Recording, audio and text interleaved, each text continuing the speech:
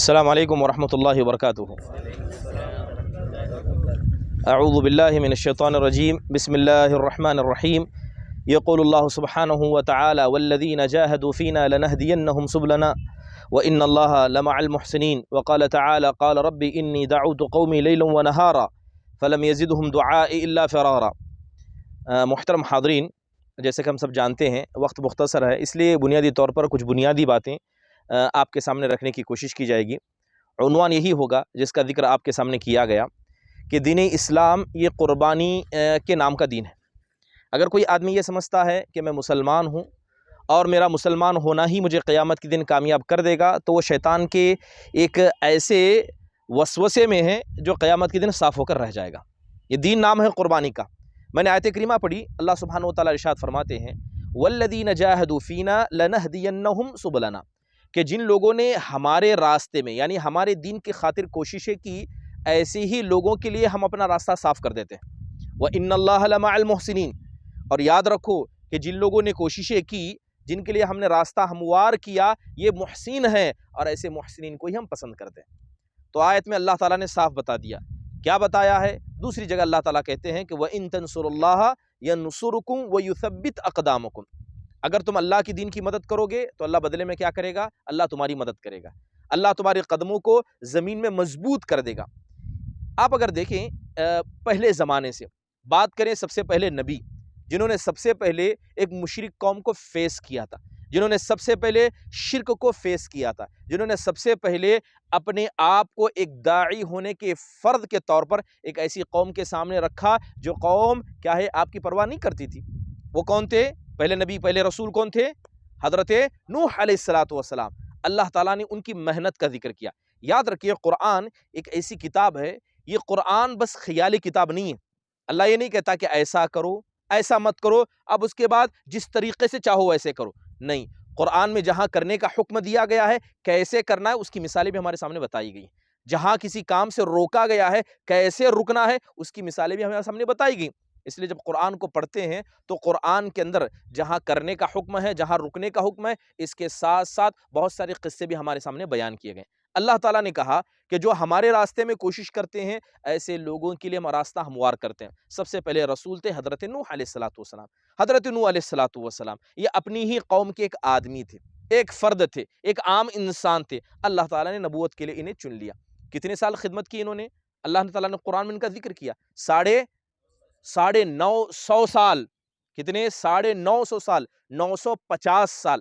گویا آج میں ہم میں کا کوئی آدمی کم سے کم 20 مرتبہ جی لے گا، 50 سال کی زندگی بھی کہیں تو کم سے کم 19 سے 20 مرتبہ جی لے گا۔ اتنی زندگی اکیلا ایک آدمی محنت کر رہا ہے، محنت کر لیا، کوئی نتیجہ نہیں نکلا، مسلمان ہی نہیں ہوئے لوگ۔ اب دیکھیے یہاں پر ایک بات سمجھ میں آتی ہے کہ ہمارا کام کرنا ہے، نتیجے کی طرف نہیں دیکھنا ہے۔ ہم نے کیا، محنت نہیں ملی، ہم نے کیا، اس کا پھل نہیں ملا۔ پھل دینے والا اللہ ہے، اگر نہیں ملا وہ جاننے والا اللہ ہے، لیکن ہمارا کام کیا ہے؟ کوشش کرنا۔ اللہ تعالیٰ کہتے ہیں کہ حضرت نوح علیہ السلام نے دعا کی، کہا قال ربی انی دعوت قومی لیلا ونہارا، کہتے اے میرے پروردگار، ہاتھ اٹھا کر اللہ سے دعا مانگ رہے ہیں۔ کتنے؟ 950 سال کی خدمت کے بعد جب قوم والوں سے مایوس ہو گئے، بیزار ہو گئے، تو اللہ سے ہاتھ اٹھا کر کہتے ہیں اے اللہ، میری قوم کو میں نے صبح شام پکارا۔ کیا کیا؟ صبح بھی پکارا، شام بھی پکارا۔ گویا حضرت نوح علیہ السلام کا مقصد زندگی کچھ تھا ہی نہیں، بس یہی کام تھا، صبح ہوئی تو لوگوں کو دعوت دو، شام ہوئی تو لوگوں کو دعوت دو۔ کہتے ہیں فَلَمْ يَزِدْهُمْ دُعَاء إِلَّا فِرَارًا، اے اللہ جب بھی میں نے ان کو بلایا یہ الٹے پیر کر کے بھاگتے رہے، مجھ سے بھاگتے رہے۔ کہتے ہیں اے اللہ تبارک و تعالیٰ پھر کہتے ہیں کہ انی کلما دعوتہم لتغفر لہم جعلوا اصابعہم، اللہ تعالیٰ سے کہتے ہیں اے اللہ جب میں نے تیرے دین کی طرف ان کو پکارا تو ان لوگوں نے اپنی انگلیوں کو اپنے کان میں رکھ لیا، واستغشوا ثیابہم، مجھے دیکھ کر اپنے چہرے پر کپڑا اوڑھ لیا، واصروا واستکبروا استکبارا، اور جس برائی پر تھے اس پر جمے رہے اور جان بوجھ کر سینہ تان کر میری مخالفت کرتے رہے۔ یہ کس نے کہا؟ کس نے شکایت کی؟ اس انسان نے شکایت کی جس نے 950 سال اللہ کے دین کی خدمت کی۔ مفسرین کہتے ہیں کہ 950 سال محنت کر لیا، کبھی اللہ سے شکایت نہیں کر لیا، لیکن جب اللہ تعالیٰ نے فیصلہ سنایا کہ مسلمان ہونے والے نہیں ہیں، اب یہ بڑھنے والے نہیں ہیں، اب ان کا فیصلہ ہوگا، تب جا کر اللہ کے سامنے شکایت رکھی۔ تو پتہ یہ چلا کہ ہمارا کام کیا ہے؟ محنت کرنا ہے، اور محنت کرنے والے ہی کو پھل ملتا ہے، لیکن نتیجے کی فکر ہمیں کرنا ہے، ہاں کہ کون مانا کون نہیں مانا، کسے فائدہ پہنچا کسے فائدہ نہیں پہنچا، اس کی فکر ہمیں نہیں کرنی۔ چلیے انبیاء علیہ الصلوۃ والسلام کی زندگی کچھ مختصر مثالیں بتاتا ہوں۔ آپ بتائیے، نبیوں میں ایک نبی ایسے ہیں جنہیں سب مانتے ہیں، یہود بھی ان کو مانتے ہیں، نصارہ بھی مانتے ہیں، مسلمان بھی مانتے ہیں، بلکہ ابن کثیر رحمہ اللہ فرماتے ہیں کہ نبیوں میں ایک ایسے اکیلے نبی ہیں جن سے کوئی نفرت نہیں کرتا، حضرت ابراہیم، جزاک اللہ خیر، حضرت ابراہیم علیہ الصلوۃ والسلام۔ یہودی کہتے ہیں کہ ابراہیم ہمارے ہیں، نصارہ کہتے ہیں ابراہیم ہمارے، ہم مسلمان کہتے ہیں ابراہیم ہمارے، اللہ تعالیٰ کہتا ہے کہ ابراہیم نہ تمہارے ہیں نہ ابراہیم تو ہمارے ہیں، یہ اللہ کے خلیل ہیں۔ ہاں، ابراہیم علیہ الصلوۃ والسلام نے کیا دعوت کے لیے کام نہیں کیا بتائیے؟ جس گھر میں آنکھ کھولی شرک کا گھر تھا، شرک کا گھر تھا، اور کون؟ باپ خود بت بناتا تھا، باپ بت بناتا تھا، لیکن اللہ تعالیٰ نے جب دل میں ایمان کی روشنی دی تو گھر کی تربیت ان کے ایمان کی روشنی پر غالب نہیں آئی۔ دل میں ایمان آیا تو گھر کی تربیت فائدہ پہنچائی ان کو؟ نہیں، کچھ نہیں۔ گھر میں شرک ہے، شرک ہوگا، لیکن جب اللہ تعالیٰ نے ایمان دیا تو اس کا مطلب یہ ہوا کہ جس کے دل میں ایمان گھر کر جاتا ہے، رسم و رواج، ماں باپ، گھر کی عادتیں، کنبے قبیلے کی عادتیں انسان کو نہیں روکتی، انسان اس سے آگے چلا جاتا ہے۔ سب سے پہلے آنکھیں کھولی، باپ کو شرک کرتا دیکھا، باپ کو دیکھا، قوم کو دیکھا، دعوت کا کام کیا، چھوڑا نہیں، باپ سے محبت سے بات کی، قوم والوں سے بات کی، قوم والوں نے قتل کرنے کا ارادہ کیا، زبان سے سمجھایا، نہیں سمجھے تو کر کے دکھایا، سمجھا کے سمجھایا، کیا کیا؟ سارے لوگ، عید کا موقع تھا، گاؤں سے باہر گئے، ساری بتوں کو توڑ دیا، اور ایک بڑا بت جو تھا اس کے گلے میں کلہاڑی چھوڑ دی۔ جب لوٹ کر آئے تو پوچھا کہ یہ کس نے کیا؟ کہا یہ تو موجود ہے، ہاں، مرنے والے تو مر گئے، زندہ اس سے پوچھو، جس کی تم عبادت کرتے ہو سکتا نا بات کرتے ہوں گے، جاؤ ان سے پوچھو۔ تو لوگوں کو پتا تھا یہ تو بات نہیں کرتے۔ تو حضرت ابراہیم علیہ الصلوۃ والسلام کو اصل میں ان کی آنکھیں نہیں، آنکھیں کھولنے کے لیے دلیل پیش کرنا تھا۔ آنکھیں تو کھلی ہیں، انسان ہے تو انسان سب جانتا ہے، لیکن انہیں دلیل پیش کرنا تھا کہ جس کو تم پکارتے ہو وہ اتنا عاجز ہے کہ نہ اپنے چھوٹوں کو بچا سکتا ہے، نہ اپنے گردن میں کلہاڑی رکھنے کو یہ روک سکتا ہے، اس کی تم عبادت کرتے ہو۔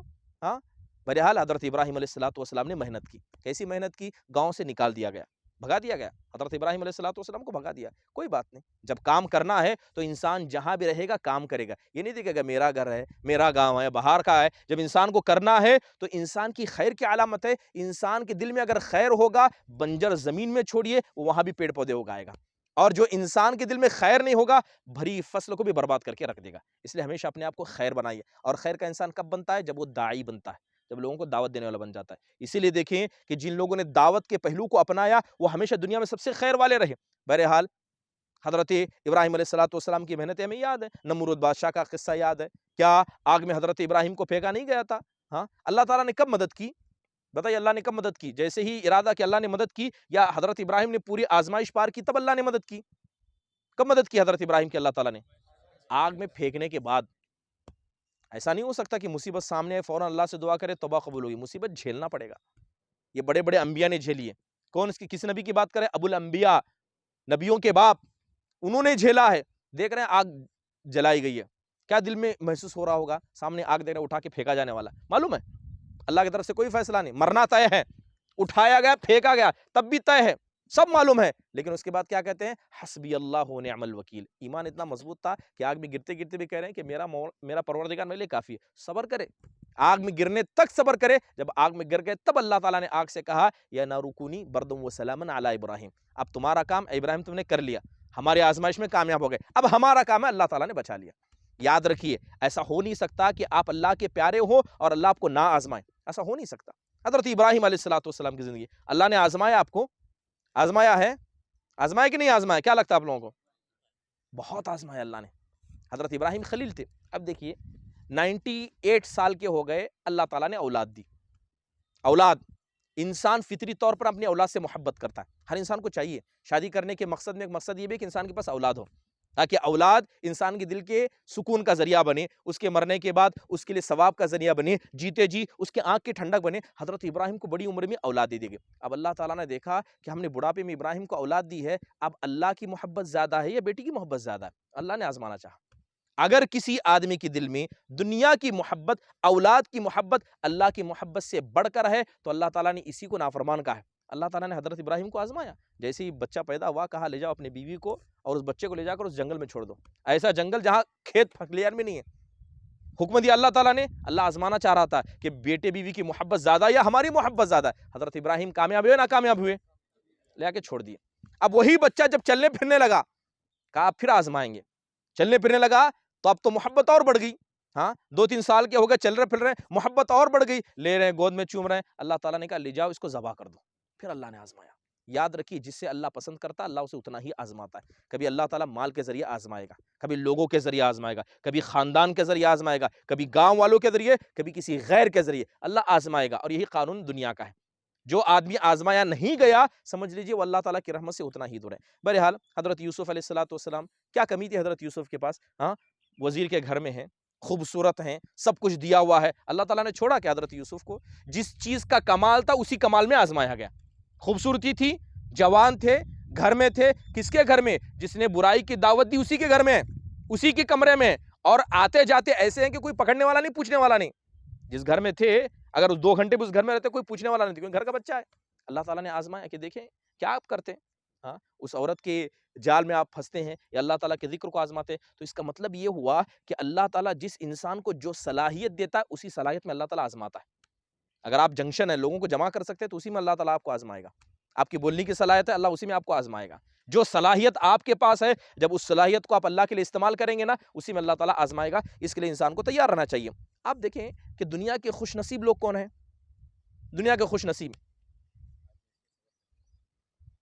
کچھ ایسے کافر دنیا میں ایسے خوش نصیب گزرے ہیں, ادھر ایمان لائے ادھر جنتی بن گئے.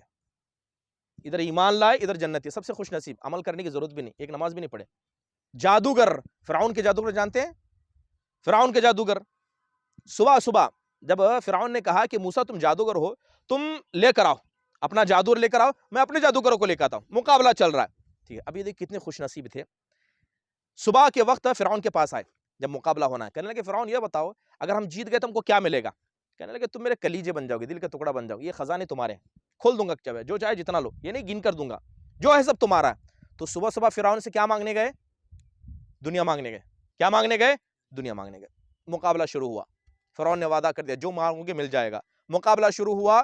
جادو کیا ہے وہ جانتے تھے, فرعون سے زیادہ جانتے تھے کیونکہ وہ جادوگر ہیں. لیکن حضرت موسیٰ نے جادو نہیں کیا تھا, یہ بھی جادوگر اچھے سے جانتے تھے. حضرت موسیٰ نے لکڑی پھینکی, سارے وہ جو چلتے پھرتے بناوٹی ازدے تھے سب کو ازدہ کھا گیا, سب مسلمان ہو گئے.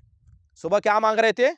دنیا مانگ رہے تھے, مسلمان ہو گئے. فرعون نے کہا سب کے ہاتھ پیر کاٹ کے سب کو قتل کر دو. شام ہوتے ہوتے سب کو قتل کر دیا گیا. صبح میں کافر, شام میں مسلمان, صبح میں دنیا دار اور شام ہونے سے پہلے جنتی. سبحان اللہ. قسمت مانگو تو اللہ سے ایسی مانگو, ہے اس سے برت کوئی. یہ اسے کہتے ہیں نیک نیتی, اسے کہتے ہیں نیک نیتی. اگر انسان ایک وقت بھی ایمان اللہ پر لا کے نیت صاف رکھے اللہ تعالیٰ ایسا بدلہ دے گا جس کا گمان بھی نہیں کر سکتے. اس لیے ابن عباس کہتے ہیں کانوا فی اول النہار سحرۃ فجرا, صبح جب ہوئی یہ کافر تھے, مشرک تھے, جادوگر تھے, دنیا پرست تھے, لیکن شام ہوتے ہوتے مسلمان ہوئے, نیک ہوئے, شہید ہوئے, اللہ کے پسندیدہ بن گئے. ٹھیک ہے, تو اس کا مطلب اللہ تعالیٰ وقت بدلنے کتنا ٹائم لیتا ہے؟ صبح شام کی بھی ضرورت نہیں ہے. ٹھیک ہے, اس لیے اللہ تعالیٰ سے ہمیشہ توفیق خیر کی مانگنی چاہیے. خود نبی کریم صلی اللہ علیہ وسلم, اللہ نے کیا نہیں دیا تھا آپ کو؟ آسمان و زمین کے خزانے آپ کے لیے کھول دیے گئے تھے, مانگے تو مل جاتا, لیکن اس کے بعد بھی آپ مجبور تھے. لوگ کہتے ہیں کہ ہمارے پاس لوگ ہیں, لوگ کہتے ہیں ہمارے پاس مال ہے, لوگ کہتے ہیں ہمارے پاس سب ہے, پھر بھی ہم مجبور کیوں ہیں؟ یاد رکھیے اللہ تعالیٰ نے نبیوں کو مجبور بنایا, اس سے بڑھ کر کون انسان ہو سکتا ہے؟ نبی صلی اللہ علیہ وسلم مکہ میں تھے, جیسی حج کا موقع آتا, آپ کا بڑا خاندان ہے بنی ہاشم, اتنا بڑا خاندان یہ ہے کہ سامنے کے بڑے بڑے سردار مل کر بھی آپ کو قتل نہیں کر سکتے تھے, جبکہ آپ سامنے کھڑے ہو کے ان کے بتوں کو برا بلا کہتے تھے.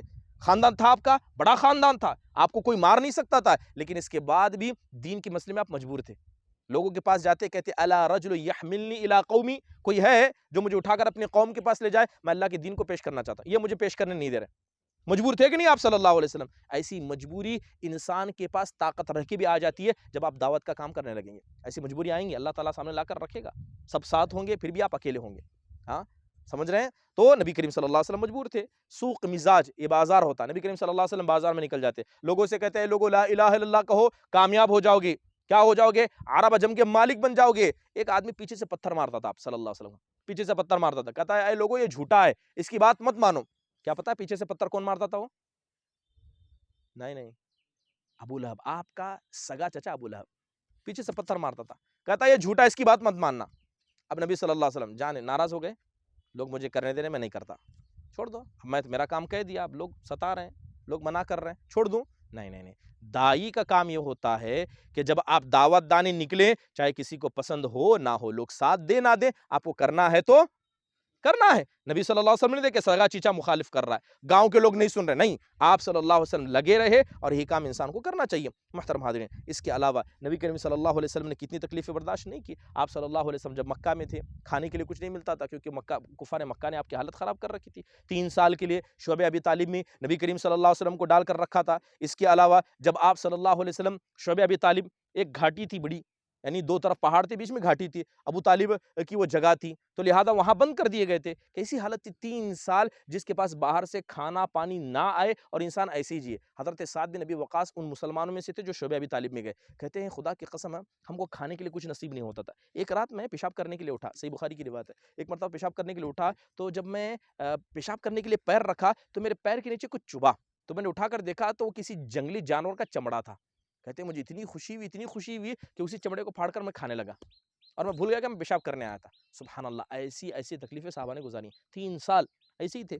محترم حاضرین، اب مسئلہ ہے کہ یہ قربانی ہم کو دینی کیوں ہے؟ اب جتنے مثالیں میں آپ کے سامنے بتایا، انبیاء کی ہو یا صحابہ کی ہو، اتنی قربانیاں انہوں نے دی، اس سے ہم کو ملے گا کیا ملے گا قربانی دینے سے؟ جنت ملے گی۔ اللہ تعالیٰ قرآن میں کہتا ہے ان اللہ اشتری من المؤمنین انفسهم واموالهم بان لهم الجنہ۔ اللہ تعالیٰ کہتا ہے کہ اللہ تعالیٰ نے مومنوں سے ان کی جانوں کو، مومنوں سے ان کے مال کو جنت کے بدلے خرید لیا ہے۔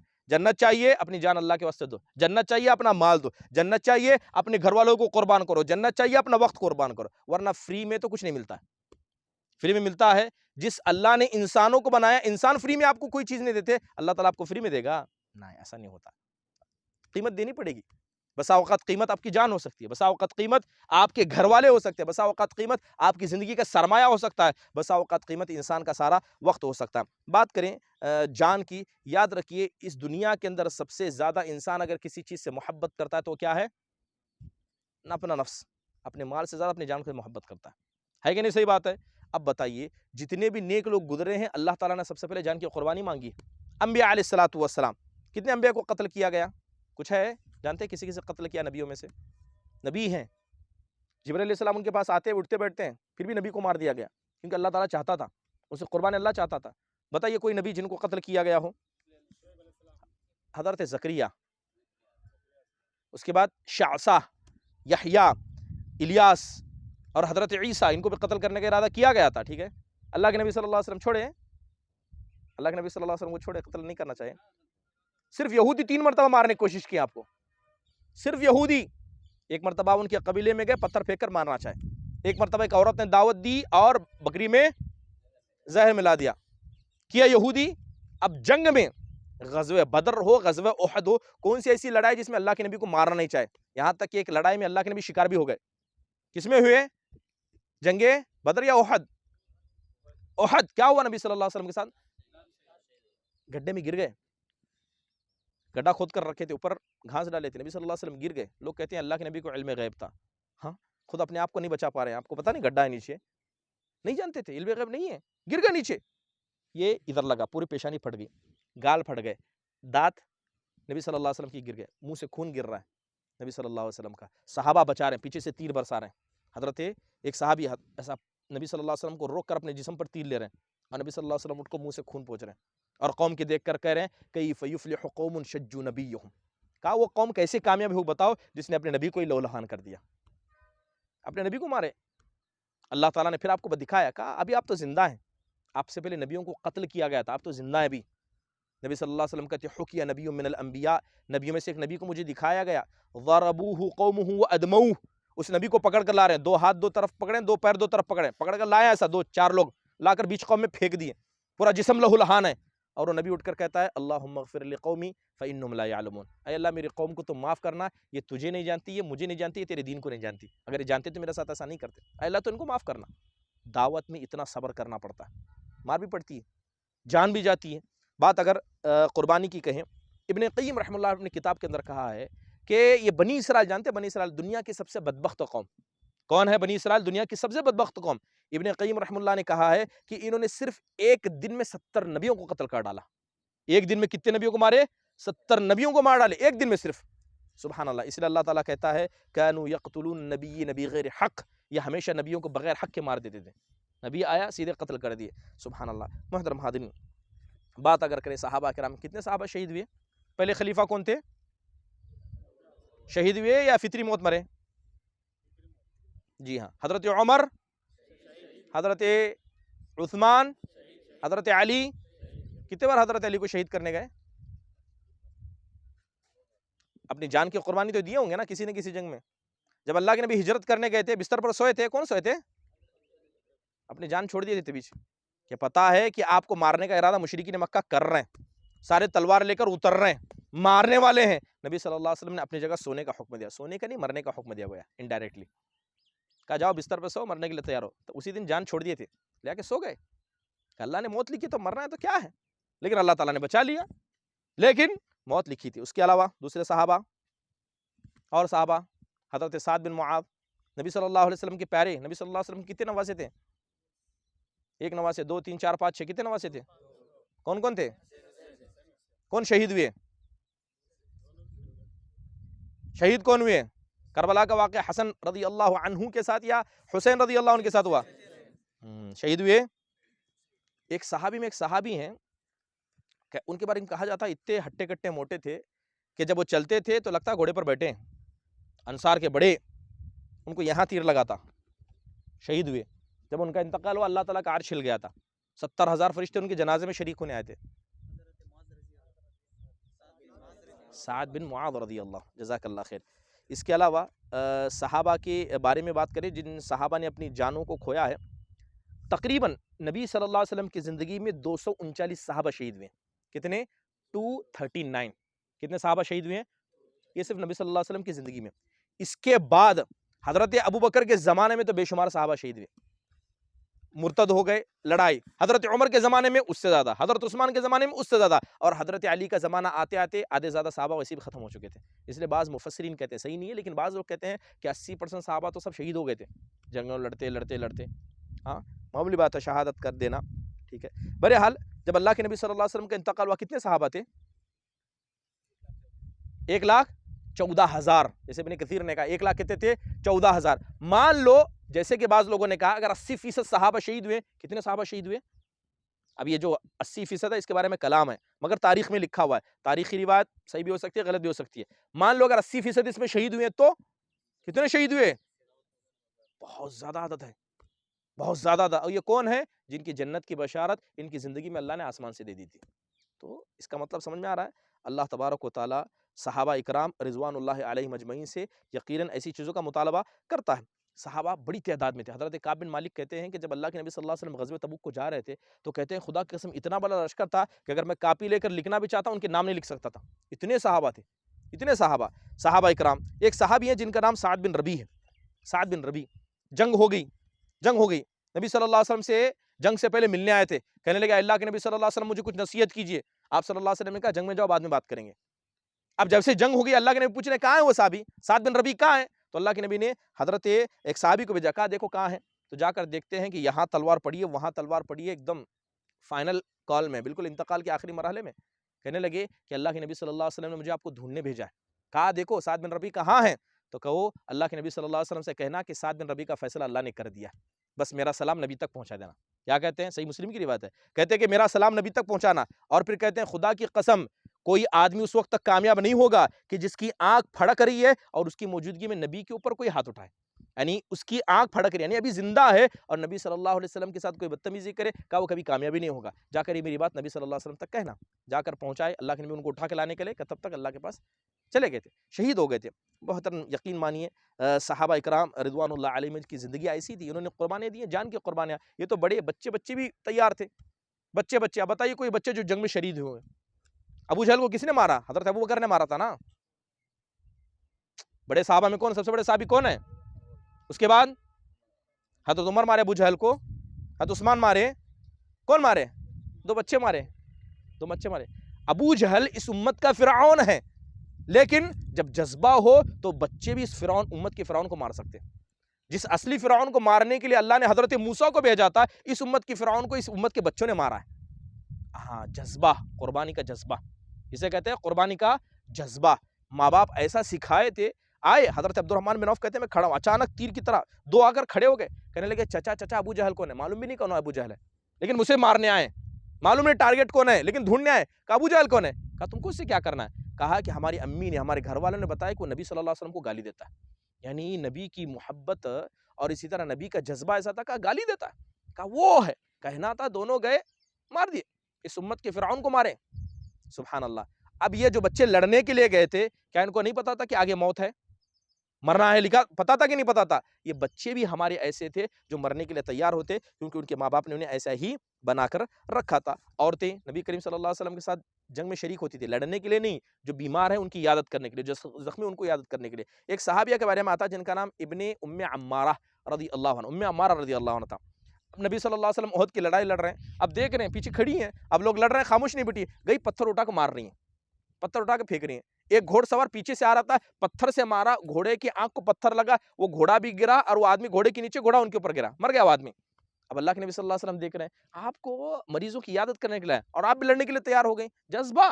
نبی صلی اللہ علیہ وسلم مسکرانے لگے, نبی صلی اللہ علیہ وسلم مسکرا دیتے, موقع پایا, کہا اللہ کے نبی میرے لیے دعا کیجئے کہ جس طرح ابھی میں آپ کے ساتھ ہوں, جنت میں آپ کے ساتھ رہوں, دعا کیجئے میرے لیے. نبی صلی اللہ علیہ وسلم نے کہا, آپ نے دعا کی, اللہم اجعلہم رفقائی فی الجنہ, اے اللہ جنت میں جو میرے ساتھی بنائے گا تو ان کو بھی میرا ساتھی بنا دے.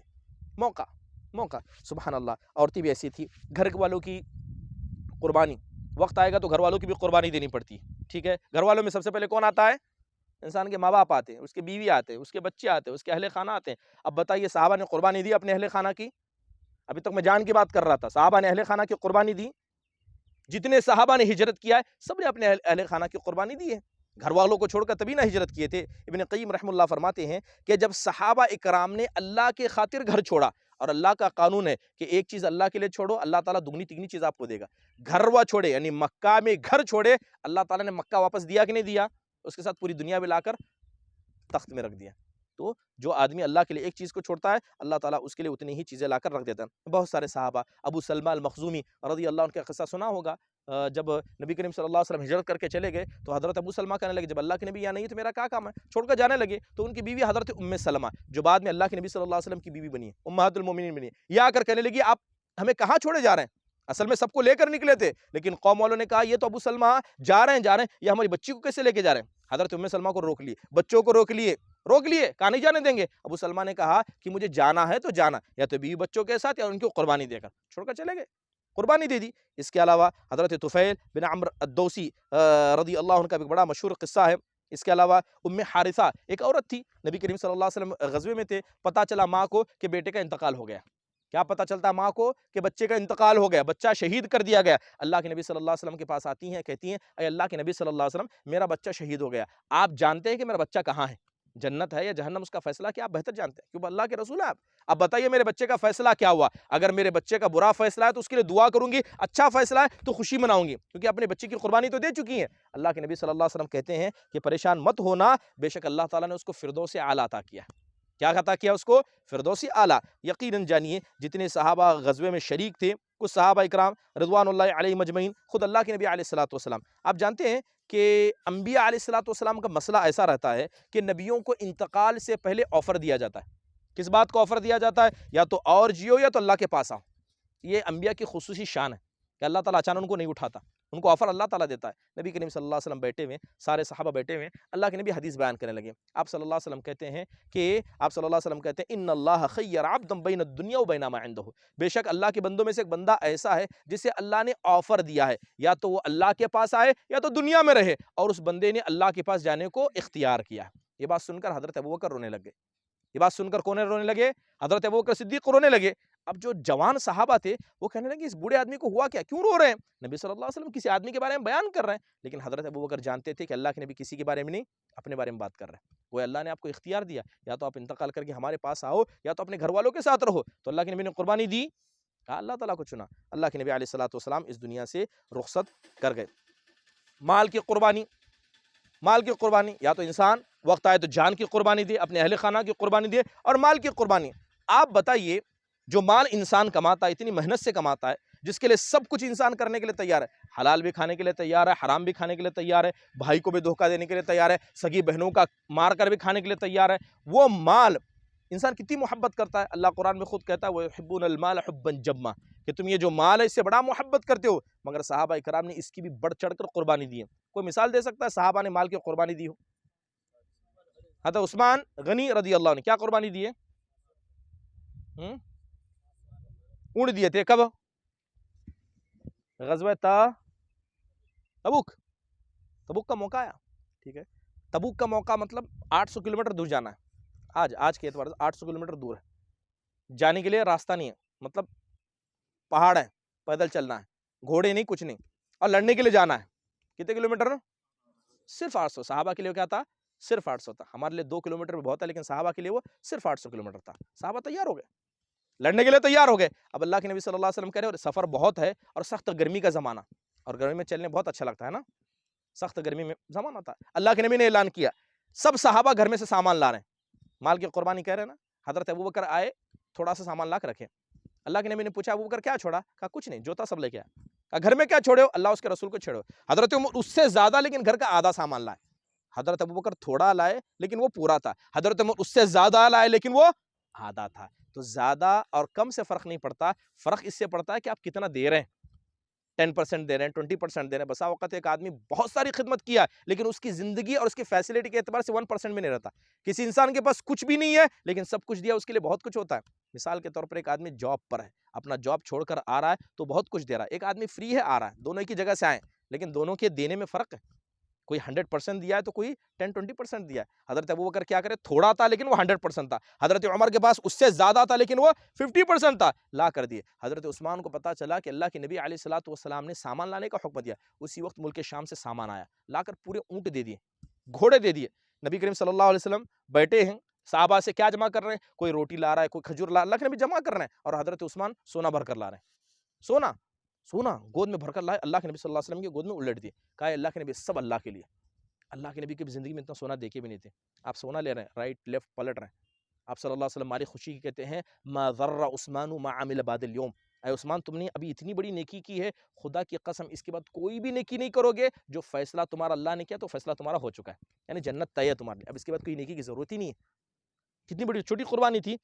اب دیکھیے قربانی دینے کے لیے انسان کے پاس اصل کیا ہونا چاہیے؟ کیا ہونا اصل؟ دل کی نیت ہونا. ایک صحابی جن کا نام حضرت علبہ بن زید الانصاری رضی اللہ عنہ تھا. اب کیا دیکھ رہے ہیں کہ حضرت ابوبکر اتنا سامان لا رہے ہیں, حضرت عمر اتنا لا رہے ہیں, حضرت عثمان تو پورا اونٹ اور اسی طرح جانور سونا لا کر دے رہے ہیں. اب گھر میں گئے, گھر میں جا کر دیکھے تو کیا دیکھتے, ایک تکیہ ہے, گھاس سے بھرے سے تکیہ, اور ایک مٹکا ہے پانی کا, اس کے علاوہ کیا بھی نہیں ہے. دوسرے صحابہ کیا کیا دے رہے ہیں؟ سب لا کر دے رہے ہیں. اب ان کو بڑی دل میں تکلیف ہے, کاش اللہ مجھے بھی دیتا تو میں قربانی کرتا. رات کا وقت تھا, اللہ سے دعا کرنے لگے. کیا کہہ رہے ہیں؟ اے اللہ تعالیٰ تو جانتا ہے کہ میرے پاس دینے کے لیے کچھ نہیں ہے. کیا کہتے ہیں اللہ تعالیٰ سے؟ اے اللہ تو جانتا ہے کہ میرے پاس دینے کے لیے کچھ نہیں ہے لیکن ایک چیز ہے جو میں دے سکتا ہوں. کہنے لگے اے اللہ میں اپنی عزت کا صدقہ تیری راہ میں پیش کرتا ہوں. عزت, آج سے اس کے بعد کوئی مجھے گالی دے گا, مارے گا, میری عزت پر انگلی اٹھائے گا, سب کو تیرے لیے معاف کروں گا, کسی سے بدلہ نہیں لوں گا, دل میں برا بھی نہیں سمجھوں گا. گویا اپنی عزت تیرے لیے صدقے میں دے دی. کوئی کچھ بھی کہے گا سب کو تیرے خاطر میں آج سے معاف کروں گا, یہ میری عزت کا صدقہ ہے. صبح ہوئی, جنگ کے لیے نبی صلی اللہ علیہ وسلم تیار ہو گئے, اونٹ گھوڑے تیار تھے, سونا اللہ کے نبی نے خرچ کر کے ہتھیار خرید لیے ان سے. اب تیار تھے, نکلنے لگے. جیسے قافلہ چل پڑا, اللہ کے نبی اچانک رک گئے, رک کر کہتے ہیں کہ وہ آدمی کہاں ہے جس نے کل رات اپنی عزت کا صدقہ اللہ کے راہ میں دیا تھا. اب وہ صحابی ڈر گئے کہ کیا میں کچھ غلط تو نہیں کیا, کچھ نہیں بولے, خاموش ہے. اللہ کے نبی نے پھر پوچھا این المتصدق بعرضہ البارحہ, وہ آدمی کہاں جس نے کل رات اپنی عزت کا صدقہ دیا تھا. حضرت علبہ ڈرتے ڈرتے ہاتھ اٹھائے, کہا میں. کہتے مبارک ہو, اللہ نے تمہارے صدقے کو قبول کر لیا. ہاں, تو دینے کی کیا ہونا؟ نیت ہونا. حضرت عمر اتنا لائے مگر حضرت ابوبکر کا اتنا کا مقابلہ نہیں کر سکتے. ہاں, حضرت عثمان اتنا لائے مگر اس صحابی نے کچھ نہ دے کر بھی اللہ تعالیٰ کو خوش کر لیا. تو اسی لیے ہمیشہ محنت کرنے کا جذبہ انسان کے پاس رہنا. وقت ملے نہ ملے, جتنا ہے نیت رکھو. انما الاعمال نیات. آپ یہاں آ کر بیٹھیں, اگر یہاں بیٹھنے کی صحیح نیت نہیں ہے نا, 8 دن بیٹھیں گے ایک ثواب نہیں ملے گا. سمجھ رہے ہیں؟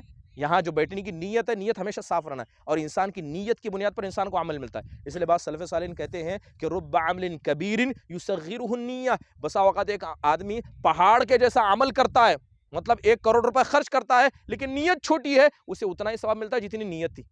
بسا اوقات انسان عمل چھوٹا کرتا ہے لیکن نیت اتنی بڑی ہوتی ہے تو اللہ نیت کے اعتبار سے اس کا ثواب دیتا ہے. تو اسی لیے ہمیشہ اپنی نیت کو خالص رکھنا. جب دینے کا ارادہ کرنا سب سے بڑی چیز دینے کا ارادہ کرو, اگرچہ توفیق چھوٹی چیز دینے کی مل جائے, لیکن نیت انسان کے ہمیشہ کیا رہنا, سب سے بلند رہنا.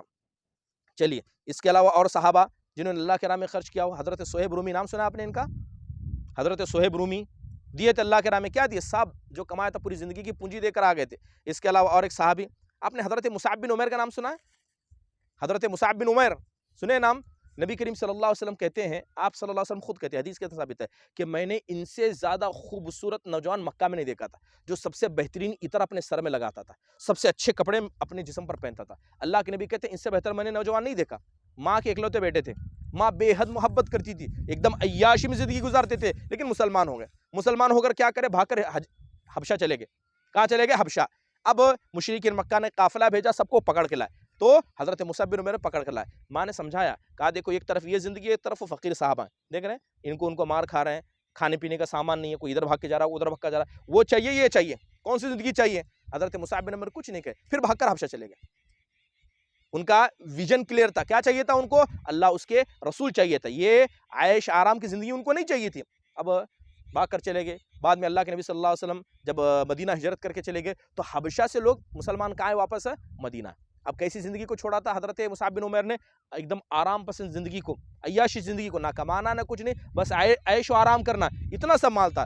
اللہ کے نبی علیہ الصلوۃ والسلام بیٹھے ہیں, اللہ کے نبی بیٹھے ہیں, حضرت عبد الرحمن بن عوف کے پاس ہیں. حضرت عبد الرحمن بن عوف آپ کے پاس موجود ہیں. ایک آدمی کو حضرت عبد الرحمن بن عوف نے آتے دیکھا. کیا دیکھ رہے ہیں؟ ایک کپڑا ڈالے. پہلے کے لوگ کیا کرتے تھے, ایک لمبا کپڑا لیتے تھے, بیچ میں اسے پھاڑ دیتے تھے, گردن یہاں ہوتی تھی, اب ایک آگے ایک پیچھے, ادھر سے ٹاکے لگاتے تھے.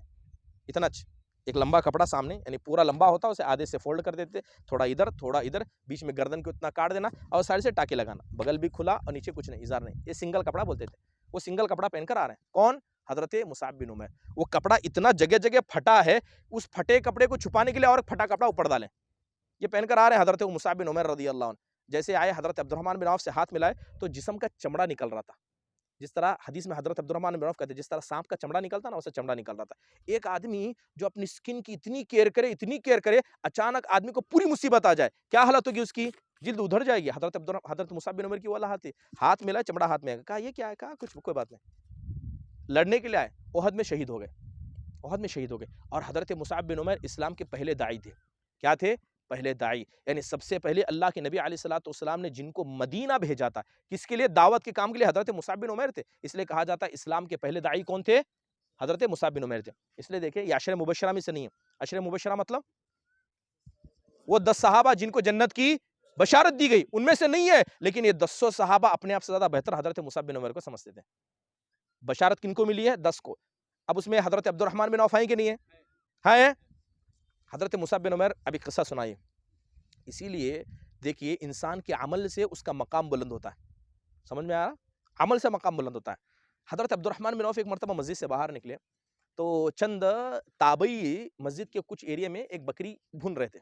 تو حضرت عبد الرحمن بن عوف صحابی دیکھ کر بلایا, یہ دعوت میں آئیے. تو حضرت عبد الرحمن بن دعوت آ کر بیٹھ گئے. جیسے ہی بیٹھے تو ان کے سامنے بھنی ہوئی بکری کی ران پیش کرے.